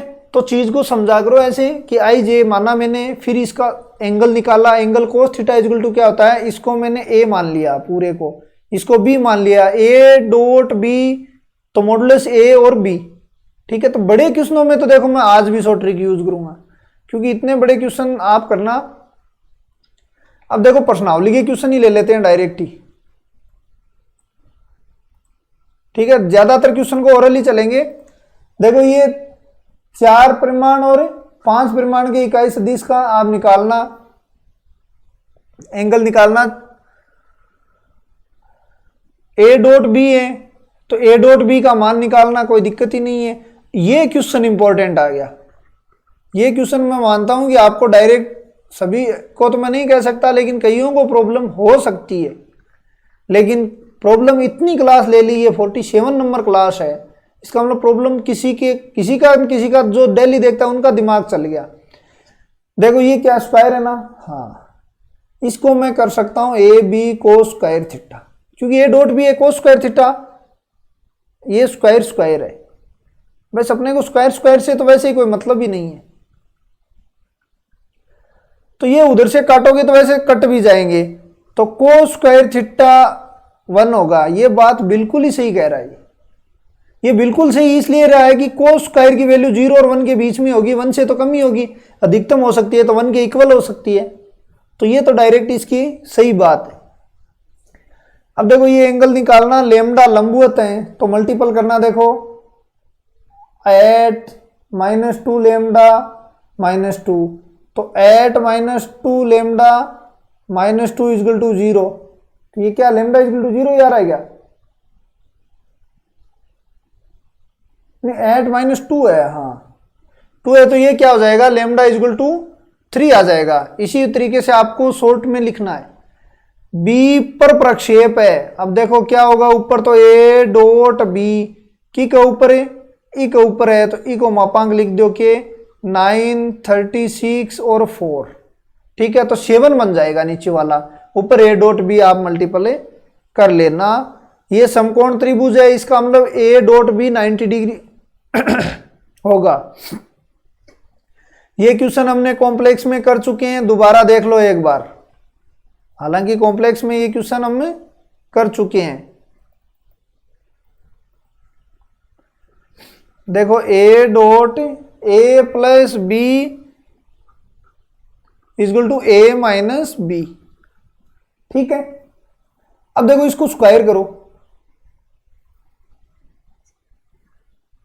इसका स्क्वायर करो तो क्या हो जाएगा, ए का स्क्वायर प्लस बी का square plus 2 mod A mod B cos theta, ठीक है। ये तो है ए प्लस बी का स्क्वायर, ए माइनस बी का square mod A square mod B square 2ab cos theta, theta equal to π/2 रख दो, यहाँ पे भी यहाँ पे भी, ये 0 और ये 0, इसका मतलब ये दोनों तो इक्वल हो रहे हैं, ये दोनों इक्वल हैं तो ये दोनों भी इक्वल होंगे, तो a प्लस बी का mod equal to a minus b. ये जब भी लंबवत होते हैं तो ये इक्वल होते हैं, हमने पहले कर भी चुके हैं, और ये कर लोगे आप, मुझे पता है ये क्वेश्चन फिर इंपॉर्टेंट है। तो a को क्या मानो आप, a1i प्लस a2j a3k मानना, पहले i के साथ मल्टीपल करना, ठीक है, तो a1 आ जाएगा आपका, फिर i लिखना, फिर a2 को j के साथ करना, देखो यहाँ पे, फिर j लिखना, a2 को j के साथ करोगे, a2j को j के साथ करोगे, j1 हो जाएगा a2j और a3k, ये वापिस a बन जाएगी आपकी। तो ये तो समझ में आ गई होगी बात। अब देखो सदिशों का सदिश गुणन, इसे वज्र गुणन या क्रॉस मल्टीपल भी कहते हैं, ये थोड़ा फास्ट चलेंगे क्योंकि उसमें आपको समझ में आ गया, उसमें कोस की जगह यहाँ साइन है और इकाई सदिश आएगा साथ में। तो वज्र गुणन या cross product a cross b equal to mod a mod b sine theta n cap, ठीक है, ये आपके बात समझ में आ गई। अब देखो इसका मॉडुलस लोगे a क्रॉस b का, तो मोड a मोड b तो बचेगा, साइन थीटा कहीं नहीं जाने वाला, इसका 1 हो जाएगा यहाँ भाई, इकाई सदिश का परिमाण हम शुरुआत से देख रहे हैं 1 हो जाएगा, तो ये आपको दिखेगा नहीं, ठीक है। अब आपको कह दे एन कैप निकालो, ये समीकरण 1 निकालो और ये 2 मान लो, एन कैप पूछ ले मतलब इकाई सदिश पूछ ले, तो 1 में 2 का भाग दे दो, तो क्या आ जाएगा, ऊपर एन कैप बचेगा, ये तो सारा कट जाएगा, साइन की साइन, ऊपर बचेगा a क्रॉस b, नीचे a क्रॉस b का मॉडुलस। मोस्ट इंपॉर्टेंट डायरेक्ट ही पूछ लेते हैं, मोस्ट इंपॉर्टेंट एंड डायरेक्ट ही पूछ लेते हैं, ये आपका लो। अब आपको साइन थीटा निकालना है तो यहां से निकाल लो साइन थीटा, तो यहां से साइन थीटा आ जाएगा आपका, क्या आ जाएगा, sine theta equal to mod a cross b upon a b, ठीक है। अब देखो a क्रॉस b भी आगे देखेंगे कैसे निकालते हैं। a क्रॉस b कैसे निकालते हैं, i j k, a का तो a1 a2 a3, फिर b का b1 b2 b3, ठीक है। इस तरीके से हम फिर मैट्रिक्स के नियम से हम निकाल लेते हैं, तो ये इसमें आपको कोई प्रॉब्लम होने वाली नहीं है, ठीक है भाई। अब आपके पास है a cross b equal to A B sine theta और लो एन कैप, ठीक है। अब क्या कह रहा है, ये कह रहा है कि समांतर सदिश लेना है, दो सदिश समांतर हैं तो उसके बीच में एंगल क्या होगा, एंगल 0 होगा, थीटा 0 होते ही ये बन जाएगा a cross b equal to 0, ये लो, ठीक है। इसका मतलब समांतर है, इसका मतलब i cross i 0, j cross j 0, k cross k 0, ये सभी एक दूसरे के समांतर हैं आपस में, तो ये बन गया। अब यदि लंबवत हो तो क्या हो जाएगा, यदि लंबवत गुणनफल हो तो थीटा इजगल टू 90, तो 90 का क्या बन जाएगा 1 बन जाएगा। तो ये आ जाएगा ए क्रॉस बी, ए बी या तो 1 और एन कैप साथ आएगा, ठीक है ना। और इसका मॉडुलस लोगे तो एन का भी 1 हो जाएगा, तो ये आपका आ जाएगा। यदि मॉडुलस लेंगे तो एन कैप का भी इकाई सदिश है, इकाई सदिश का मापांक हमेशा क्यों 1 होता है, क्योंकि ये तो उसकी डेफिनेशन ही है। तो ये 0 हो गया, इसका मतलब आगे एक चक्रीय नियम आएगा वो पढ़ेंगे, क्योंकि आई क्रॉस आई 0, जे क्रॉस जे 0, के क्रॉस के 0। और उसमें क्या होता है डॉट प्रोडक्ट में आई क्रॉस आई 1 होता है, क्योंकि वहां कोस यूज होता है, यहाँ पे साइन यूज होता है। अब देखो ये चक्रीय नियम, चक्कर चलाओ भाई, चक्कर चलाओ आप। चक्कर किस किस का चलेगा यहाँ, ये तो कोई आई मान लो, ये जे मान लो और ये के मान लो। इस आई ने किसके साथ एंटी क्लॉकवाइज किसके साथ चक्कर चलाया, जे के साथ। उत्पाद क्या प्राप्त हो गया के। इसका मतलब आई जे इजगल टू के। जे ने अपने पास वाले से ही चक्कर चलाएगा, कोई तीसरे से थोड़ी चलाएगा। देखो क्लासमेट यही इसका, तो जे का के साथ चक्कर चला, जे का के साथ चक्कर चला, उत्पाद आई प्राप्त हो गया, ठीक है। के का आई के साथ चक्कर चला, उत्पाद जे प्राप्त हो गया, ठीक है। अब देखो ये तो एंटी क्लॉकवाइज लेने हैं, किसमें एंटी क्लॉकवाइज। और एक ये देखना है इकाई सदिश की दिशा इसमें लंबवत होती है, मतलब तल के लंबवत होती है, ठीक है ना, ये ध्यान रखना है। इकाई सदिश है उसकी दिशा क्या होती है, तल के लंबवत। अब देखो आई क्रॉस के उल्टा चक्कर चलाएगा तो उल्टा ही पड़ेगा, ठीक है ना। तो मतलब आई ने चक्कर के साथ चलाया तो माइनस जे, उल्टा उल्टा प्राप्त हो गया इसको, मतलब विपरीत साइड में प्राप्त हो गया। के ने फिर उल्टा जे के साथ चलाया तो माइनस आई पर प्राप्त हो गया, और जे ने आई के साथ चलाया तो माइनस के प्राप्त हो गया। इस चीज को ध्यान रखना भाई। बाकी ये क्रम विनिमय नियम लागू नहीं होता, क्योंकि ए क्रॉस बी और बी क्रॉस ए डायरेक्शन विपरीत चेंज होते ही आपको माइनस का चिन्ह आ जाएगा, ये कभी लागू नहीं होता। सहचार्य ये तो क्या है कांस्टेंट है, इसको मल्टीपल कर रहा है तो इसको कोई मना नहीं करेगा, ठीक है। बंटन नियम लागू कर रहा है, इसको कोई मना नहीं करेगा, लेकिन क्रम विनिमय में ये नहीं होगा। अब ये मैंने आपको बता दिया, ए क्रॉस बी इसी तरीके से निकालते हैं हम, ठीक है। अब देखो A cross B equal to sine theta तो निकाल लिया ना हमने, साइन स्क्वायर थीटा निकालना है तो साइन स्क्वायर निकाल लो उसका। देखो एक बार दोबारा देख लो, उसमें घटकों के रूप में निकलवा रहा है ये, तो ए बी साइन थीटा और एन कैप, इसको मत भूल जाना, यही सदिश गुणन का निशानी है, ठीक है। तो साइन थीटा इक्वल टू क्या हो जाएगा भाई, साइन स्क्वायर थीटा, इसका स्क्वायर करोगे तो फिर वो तो 1 बन जाएगा, ए क्रॉस बी का स्क्वायर अपॉन ए स्क्वायर बी स्क्वायर, ठीक है। अब देखो क्रॉस करना उस तरीके से मैट्रिक्स का ही नियम लागू है ये, ठीक है ना। तो ये मैट्रिक्स से ये ए क्रॉस बी निकालना और ये भाग करोगे तो आपका साइन स्क्वायर भी आ जाएगा, कोई दिक्कत वाली बात नहीं है।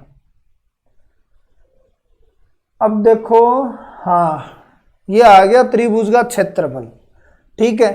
यदि ये ए को कर रहा है और ये बी को कर रहा है तो एरिया क्या हो जाएगा भाई इसका, बी क्रॉस ए। वैसे एरिया कभी माइनस में नहीं होता, तो ए क्रॉस बी हो जाएगा, माइनस लेना पड़ेगा लेकिन यहाँ, क्योंकि ये माइनस क्या है डायरेक्शन है। तो त्रिभुज का ट्रेंगल का एरिया निकालना हो तो याद रखना ये एक चीज, बाकी आपको ये फालतू चीजें याद नहीं रखनी है। ए से स्टार्ट होगा, ए से बी प्लस बी से सी प्लस सी से ए, सभी के सदिश लगा दो आप, याद करने ही नहीं है। ए से स्टार्ट ए पे खत्म, ठीक है, तेरे से स्टार्ट तेरे पे खत्म।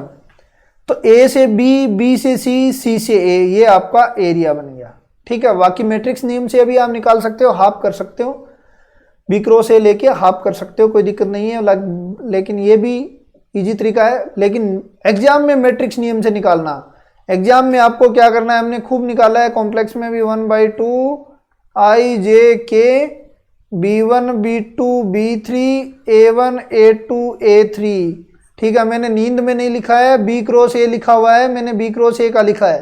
तो ये ट्रेंगल का एरिया हो गया। अब एरिया यदि 0 हो जाएगा तो ये समरेख हो जाएंगे। ठीक है, ये चीज आपको पता ही होगा, यदि एरिया 0 हो जाएगा तो ये क्या हो जाएंगे, समरेख। अब समरेख की कंडीशन क्या है भाई, समरेख की कंडीशन एरिया 0 करो, ये तो एरिया होता है, इक्वल टू 0, तो A cross B, B cross C plus C cross A equal to 0, ये लो। ठीक है, अब देखो क्वेश्चन आपको निकालना, आई जे के आ गया, 2 - 3 4 आ गया, 3 4 - 4 आ गया। अब देखो आई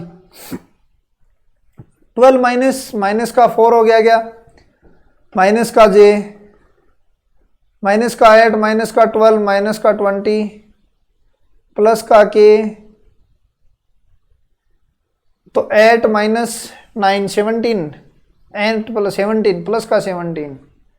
ठीक है, माइनस का 4 आई प्लस का 20 जे प्लस का 17 के, ये आपका आंसर डायरेक्ट ऐसे निकालना है। ठीक है, ये इकाई सदिश निकालना है, इकाई सदिश का लंबवत निकालना है, मोस्ट इंपॉर्टेंट है, एग्जाम में जरूर आएगा, अब की बार देख लेना।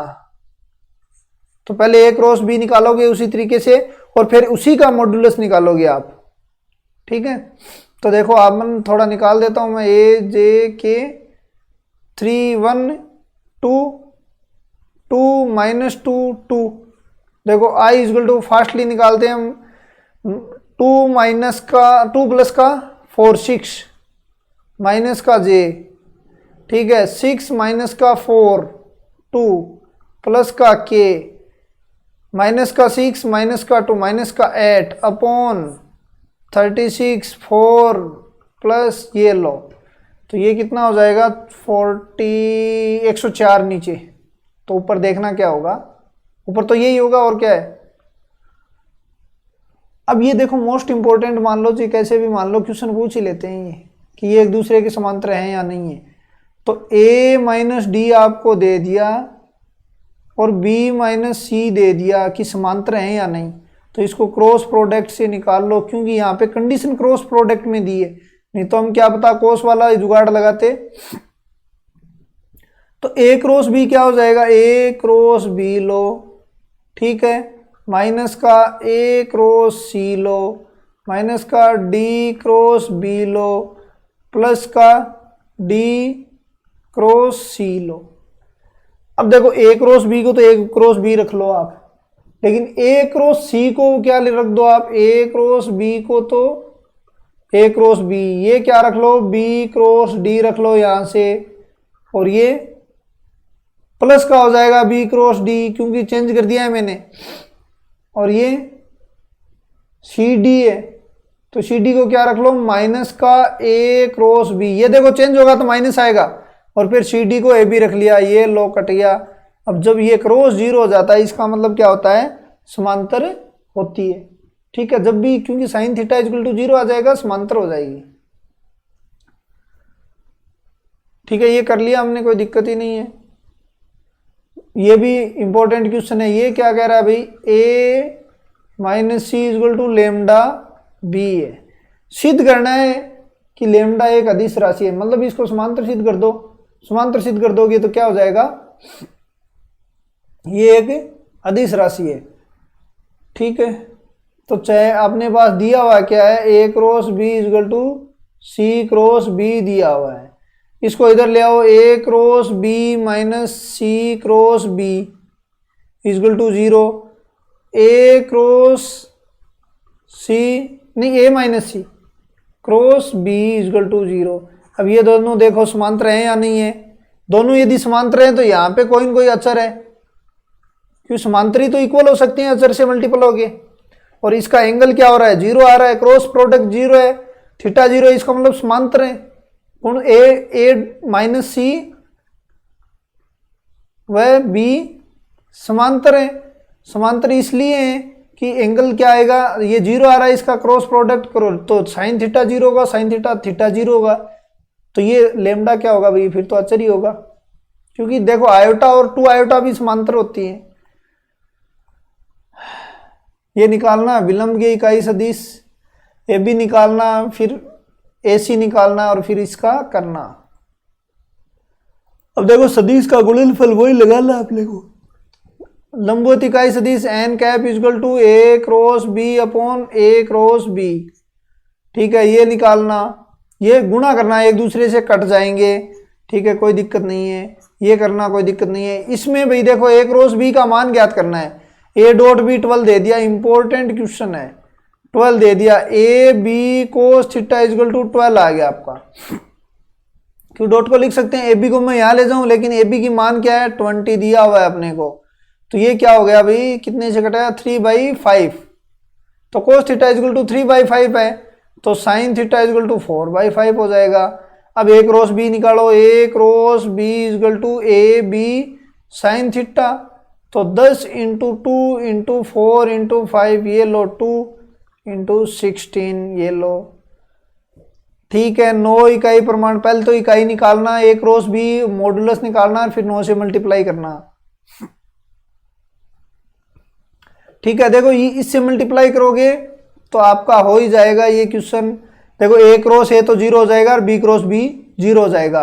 एक तो बचेगा ए क्रॉस बी, एक माइनस बी क्रॉस ए, तो बी क्रॉस ए को वापिस क्या करोगे ए क्रॉस बी, तो 2 ए क्रॉस बी आपका आंसर हो जाएगा। मोस्ट इंपॉर्टेंट क्वेश्चन ये लगा मुझे, क्योंकि ये लंबा चौड़ा हो रहा है ना, इस लंबे चौड़े को थोड़ा ठीक कर लेते हैं। जब भी कोई लंबा चौड़ा होने की कोशिश करेंगे वहां फिर ट्रिक यूज करेंगे। अब इसकी देखते हैं कितनी का कड़ है। देखो a इक्वल टू किसी सदिश की क्या दिया हुआ है, ए क्रॉस, चलो मैं क्वेश्चन लिखता हूं, नहीं ट्रिक समझ में नहीं आएगी आपकी। मॉडुलस स्क्वायर, मॉडुलस स्क्वायर, ठीक है, इसको ये सिद्ध करना है। ठीक है, कर लेंगे। a इक्वल टू आयोटा मान लो, इसकी अकड़ निकल जाएगी। देखो आयोटा क्रॉस आयोटा 0, ठीक है, iota cross iota 0 plus iota cross J होता तो के है, तो के का भाई आप मॉडुलस लोगे तो 1 हो जाएगा। और आयोटा के क्रॉस के, आयोटा क्रॉस के -1 होता है। मॉडुलस ऊपर देखो स्क्वायर और लगा हुआ है, ये क्या हो जाएगा 2, इसकी वैल्यू 2 आ रही है। अब देखो बराबर वाला क्या कह रहा है चौधरी, ये 2 × आयोटा का स्क्वायर क्या भाई मापांक का इकाई इंटू 1 इक्वल टू 2, दोनों इक्वल हो रहे हैं, तो चलो ये इक्वल है। हालांकि आपको क्या पूछेगा, आपको ये इक्वल अक्वल नहीं करवाएगा, आपको तो ये करेगा, ये देगा लंबा चौड़ा करके। ठीक है, और आपको ऑप्शन में देगा ये, ठीक है, एक बार देगा ये। ठीक है, तो आप क्या करोगे, 2 तो निकाल लिया इसका, अब ऑप्शन में आयोटा रख के देखोगे आप, आयोटा इसमें 2 हो रहा है, इसमें 2, इसमें तो 1 हो रहा है, इसमें 2 हो रहा है। अब एक बार और मान लो 1/2 ये दे देगा, अगले पे डिपेंड है, तो ये 1/2 हो रहा है, तो ये आपका आंसर हो जाएगा। इस तरीके से शॉर्ट ट्रिक से करेंगे। बाकी तो इसका मल्टीपल करोगे तो पसीना आ जाएगा आपके, फिर सुकायर हो रहा है ऊपर से। तो ऐसे क्वेश्चन हमें करने हैं। ये आपकी 3 चैप्टर पूरे हो गए हैं और कल इसकी थ्योरी कंप्लीट कर देंगे। ठीक है ना, कल इसकी थ्योरी को पूरा द एंड कर देंगे। तो आज के वीडियो में इतना ही। आज और कल जरूर मैं स्लो चलूंगा, फिर देखना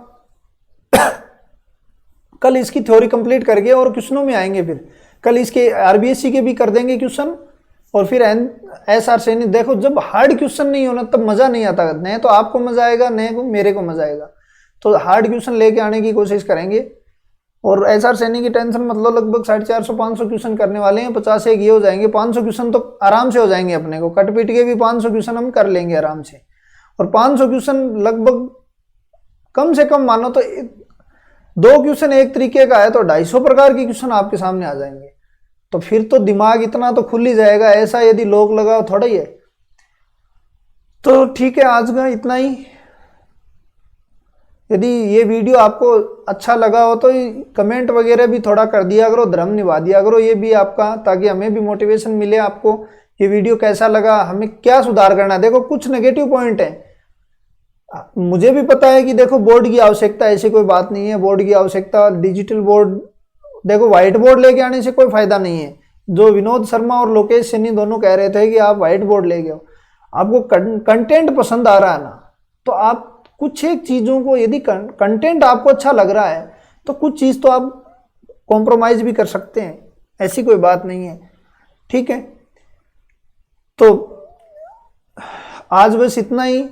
और यदि व्हाइट बोर्ड वॉल मैं लगा लूँगा, कोई बड़ी बात नहीं, अपने खुद का ही मकान है, उस कोई किराएदार की पूछने की आवश्यकता नहीं है, लेकिन उसमें फिर पीडीएफ नहीं बन पाएगी, तो आपके वही समस्या रहेगी, बोर्ड वो बार बार देखो और फिर लिखो और बार बार देखो। तो इससे अच्छा है कि आप ट्रिकें देखो और चलो आगे, जितना मतलब इसमें एक बेनिफिट है। दूसरी बात, उसमें मैं क्वेश्चन लिखूंगा, इतने में नींद आ जाएगी आपको, ये ऑनलाइन में ये और समस्या आप जी, मैं क्वेश्चन लिखूंगा या थ्योरी लिखूंगा, आप सो जाओगे, पता नहीं है। तो ये इसमें फटाफट क्वेश्चन तो लिखा हुआ आता है ना, तो ये टाइम मतलब बचता। आप सोचो, अपन 300 क्वेश्चन कर रहे हैं एक टॉपिक के, 3 या 4 पार्ट में पूरी थ्योरी प्लस क्वेश्चन कर रहे हैं, तो ये तो एक बड़ी बात है।